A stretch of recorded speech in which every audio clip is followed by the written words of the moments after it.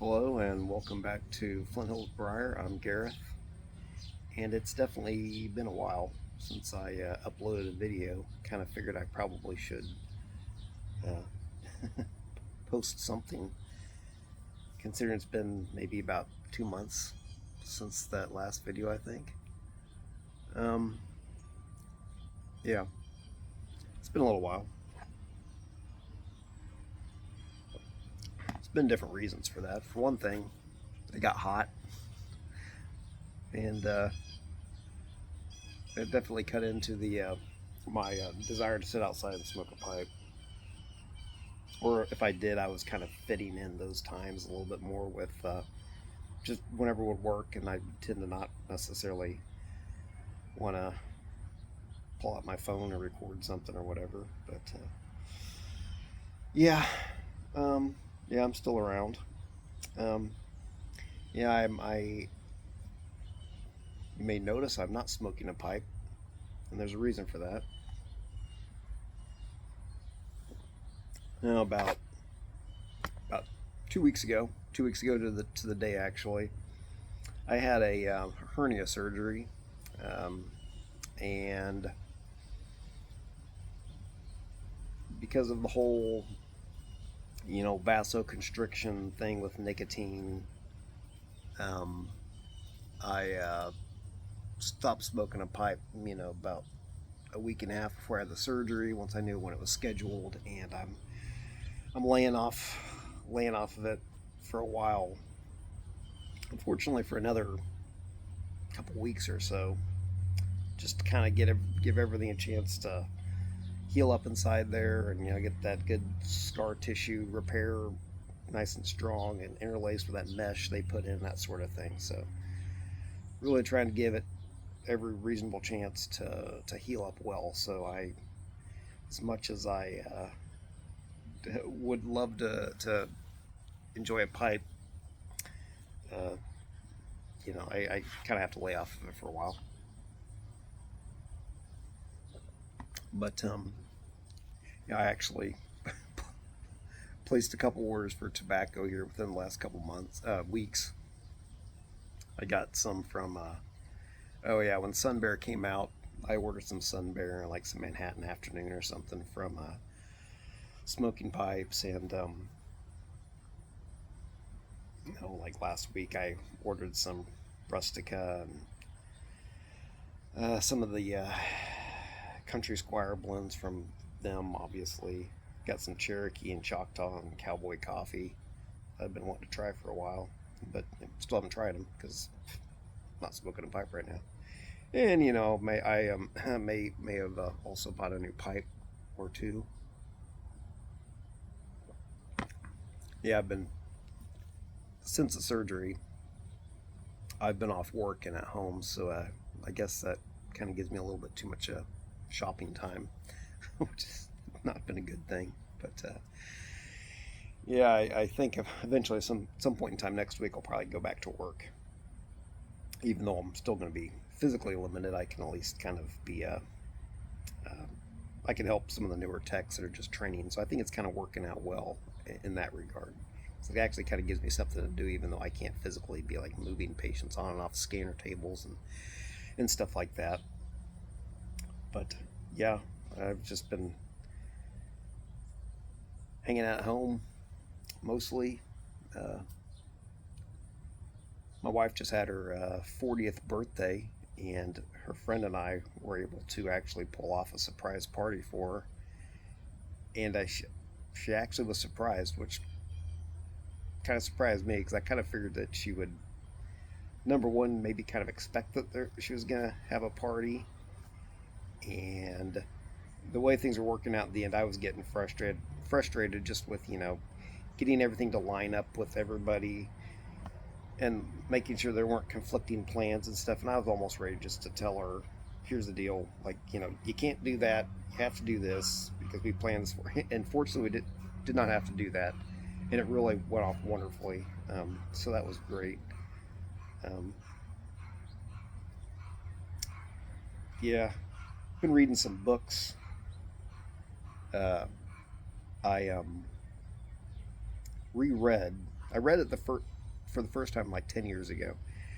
I reread Hunter S. Thompson's Fear and Loathing in Las Vegas, and I think I'm going to do a separate video talking about him, probably right after I get this one recorded. So I'll come back to him. And a while back I saw one of Timber Drifter's videos, which I don't even know how old it was. It was probably at least a year old, maybe older, where he had a stack of books, and he was talking about this, these books that he had read and enjoyed. And a lot of them, interestingly enough, a lot of them I either had already, some of which I had like read at least part of and like started reading. A number of them sounded very interesting. So I actually, one of them actually was a book about Wild Bill Hickok, which my wife gave it to me as a present a couple years back, and I read, I very quickly read like about half of it, and then just kind of like got busy with whatever and just hadn't finished it. And just the other night, Wild Bill Hickok spent time in Abilene, Kansas, which is about, I don't know, 25-minute drive east of here. Actually went there and spent Sunday night at the Demolition Derby at the county fair. That was a lot of fun. I had never actually gone to one of those, believe it or not. So yeah, it's basically kind of in Wild Bill Hickok's full stomping grounds. But one of those books Timber Drifter said he really enjoyed was called, I think, 99 Days on the Yukon. And it's about a guy who went with a younger guy. It was written in the 70s, I believe, early 70s. A guy accompanied an older guy on a canoe trip down the Yukon River, and he wrote a book about it. And I get the impression that it was only ever published on as a paperback, and they're not really easy to find.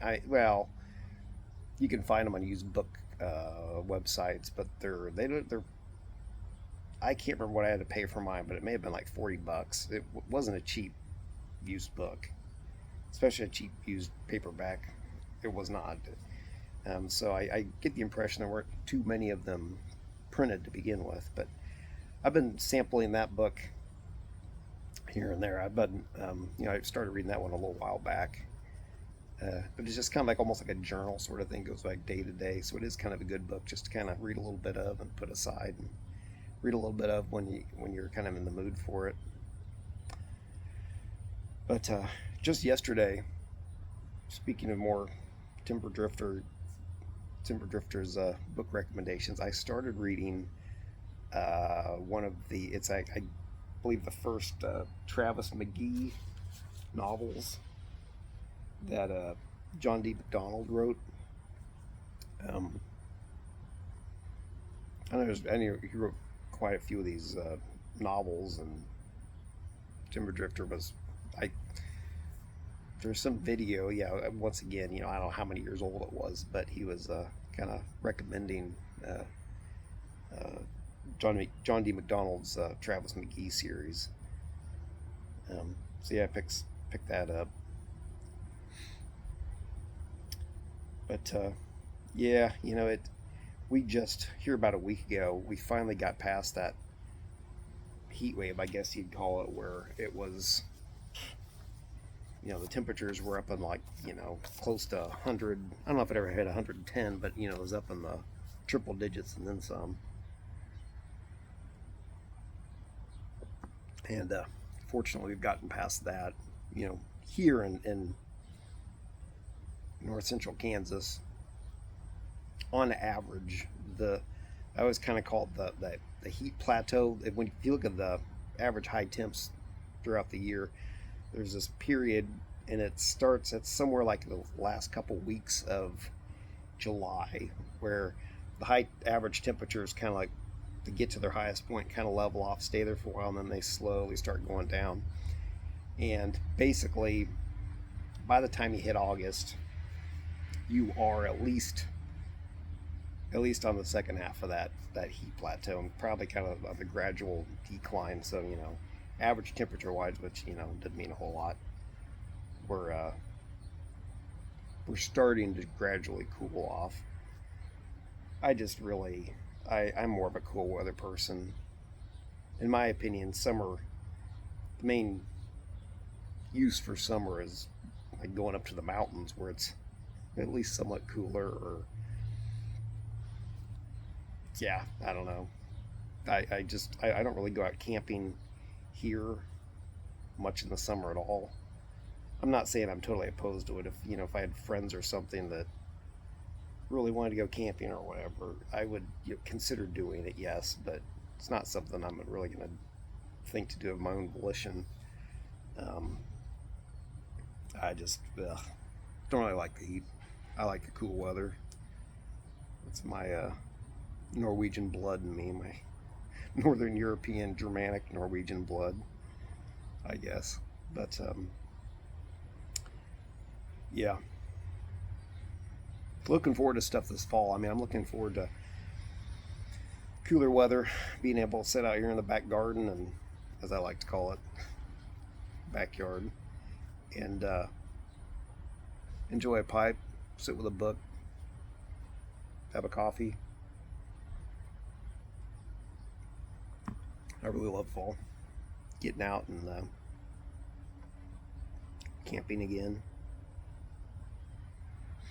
But going on some good fall bike rides.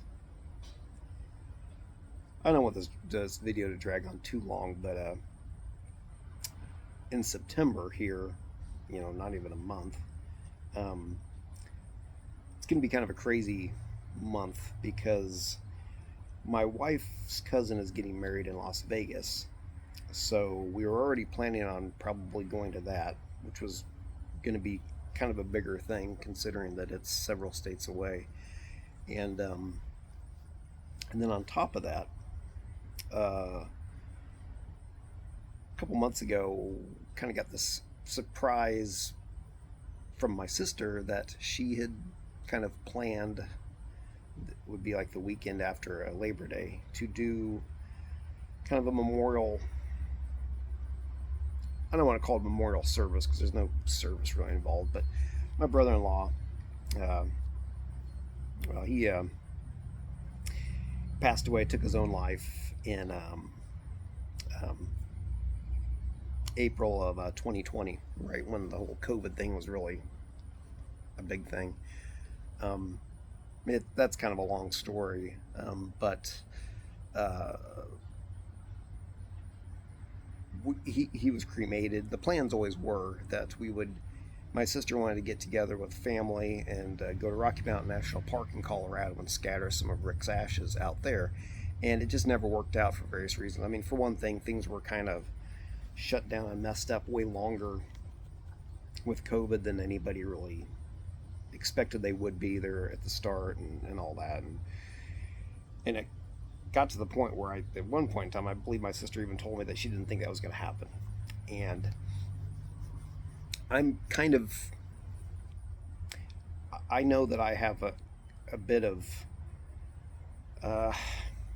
whatever. I know that my relationship with the whole Rick's passing thing and kind of memorial efforts and ash scattering, whatever you want to call it, I know that my experience is different than pretty much any of my family, the rest of my families. I don't know. I'm assuming my sister's probably scattered some of his ashes somewhere and, had some meaningful whatever with that. But on a couple of trips, the first one being the fall of 2020 and then the fall of 2021, I went out to Colorado, and the first trip was a backpacking trip where I hiked the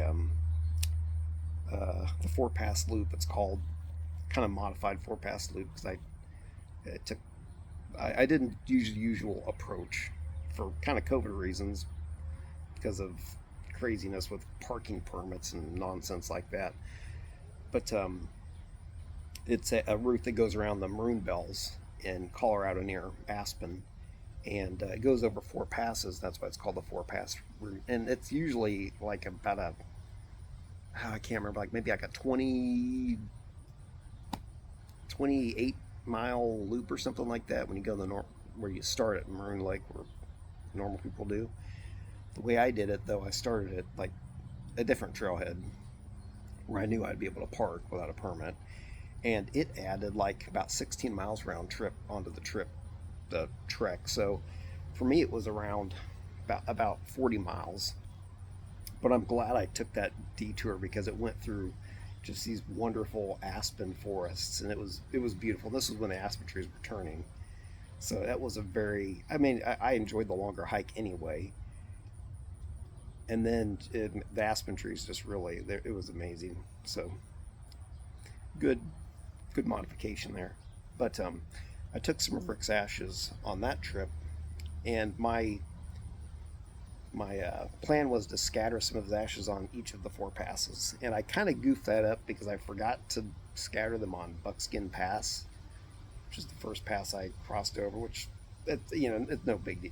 It's not a big deal, but I scattered some of his ashes in front of. I mean, not that they have a front or a back, but in front of the Maroon Bells, kind of between North Maroon and South Maroon Peak. So anyway, I did that, and then a year later, I came out and I did a different backpacking trip um, in the Hunter Frying Pan Wilderness, which is kind of it's by Aspen also. It's kind of the north east of Aspen, and I went back there and just kind of hiked some trails that I'd never been in that area in and of itself, and I kind of explored some new territory, and I scattered some of Rick's ashes in some cool locations there. So yeah, I mean, I have experience a couple times now with going out in the wilderness with some of Rick's ashes that my sister gave me to scatter and scattering them. So I've had that experience, and the kind of you know I don't know, the kind of healing or whatever that kind of help bring me. But I know the rest of my family hasn't. So plan on going out there to do that. Um, and that brings me to what I probably need to make as another separate video, kind of talking with something with that. Um, yeah, I'll come back to that. There'll be another video. Um, but yeah, I probably have rambled on long enough. My coffee cup's empty, so I'll probably bring this video to a close. And yep, I'm Gareth with Flannels Bar. Thanks for watching. I'll see you next time.